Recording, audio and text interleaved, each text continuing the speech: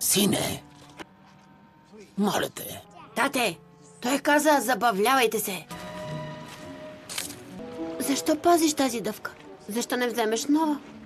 Защото така няма да съм шампион, а неудачник, като теб.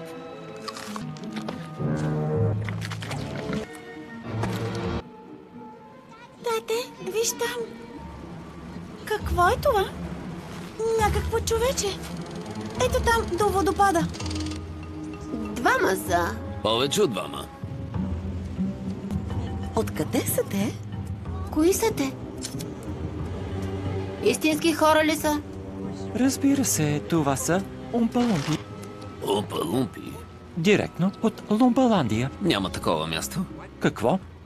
Господин Лонг, аз преподавам география в гимназията и мога да ви кажа...